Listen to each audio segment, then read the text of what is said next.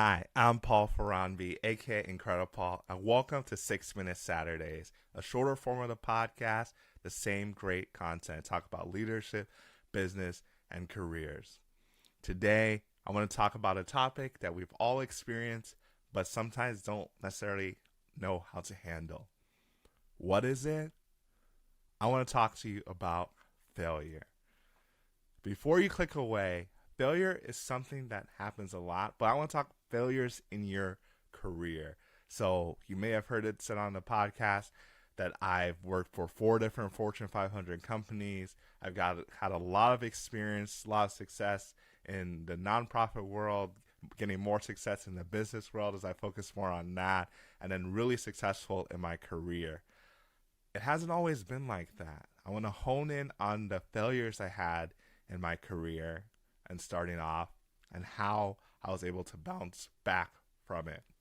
So I talk about resilience. You can go back the different steps in resilience, but specific stories as far as what were the failures, how I felt in the moment, and how I was able to keep moving. So the first one I want to talk about actually happened while I was still in college. So as far as anyone knows, getting work experience while you're in college is really good and helps you to get a career out of college, especially in engineering. They want to know that you can actually do this stuff, you know how to interact with people, you can make the right decisions, solve problems, all of that. It's really important. So the first one I want to talk to you about was when I was not offered back an internship after I completed a co-op. So in this specific situation, I had done a co-op with Cargill, thought I had done a really good job, built the right relationships, and I have nothing but good things to say about the company and the people. But in this specific situation, what they normally do, so this was after my sophomore year, I took a semester off. I had one more summer before I'd be graduating, and I thought, okay, I can go. I already have an internship set up. But what ended up happening is that I was recommended, but not highly recommended. And I still don't really know what that means. But what ended up happening was I was not offered an internship for the following summer. And so in the moment, I felt pretty dejected. I felt like all the work I had done was all for naught. And not to say that made matters worse, I was fully expecting when I got the call, because it didn't come through email. I guess they wanted more of a human interaction. I can understand that they told me this over the phone, and it started off like in a positive light, ended up being negative as far as not getting the offer. So what I ended up doing is I took some time. I think I took a couple of days. I talked with friends, with family as far as what had happened. But honestly, I almost slipped into some sort of depression because I felt like I had everything set up and now it's just taken away. Like I mentioned, I'm a person of faith, so I lean back on my faith as far as what is God trying to use in this situation. I would say it didn't happen right away. It took some time, but I think a couple weeks later, a friend had talked to me about internships opportunities with Nestle USA. And she said they had interned with there and it was a great experience. And I was like, all right, I will try and do it. So I asked, okay, do they come when they're going to be at the career fair, all that stuff? And she said, no, actually, I just applied online. And at this point, I'm like, what, apply online? They don't know who I am. I don't know if my resume is going to be good enough, all of that stuff. Ended up applying online, got the internship, got to work in food, really great experience.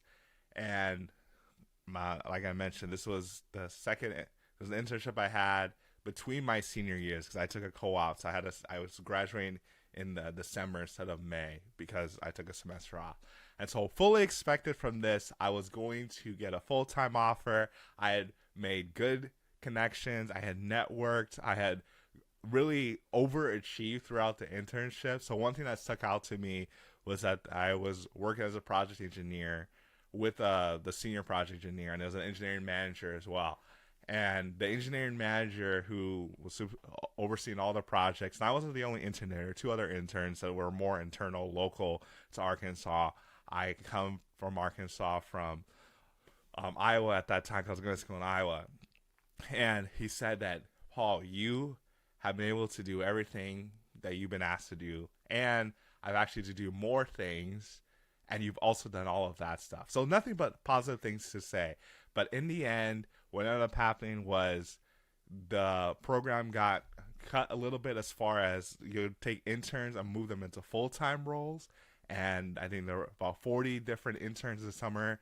Automatically said they only had room for 20 full-time roles. So 20 people were going to be getting it. And in the end, I found out I was one of the 20 that would not be getting it. So imagine my surprise. I had worked hard. I had the backing of my manager and his manager as well. And it didn't pan out. And I felt like, okay, what am I going to do? Like, it feels like Groundhog Day all over again. I did the work. I was seemingly a good employee, and still this is happening to me.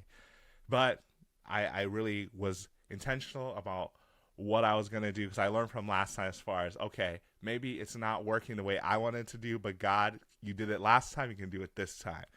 So I don't have a lot of time. I've run out of time already. So I will continue with this in another installment of 6 Minute Saturdays and talk about a couple more experiences. But really the key message is, when you are facing failure, go through the resilience steps I talk about. Evaluate it, surround yourself with the right people, and come up with steps that you can do so you can keep being incredible.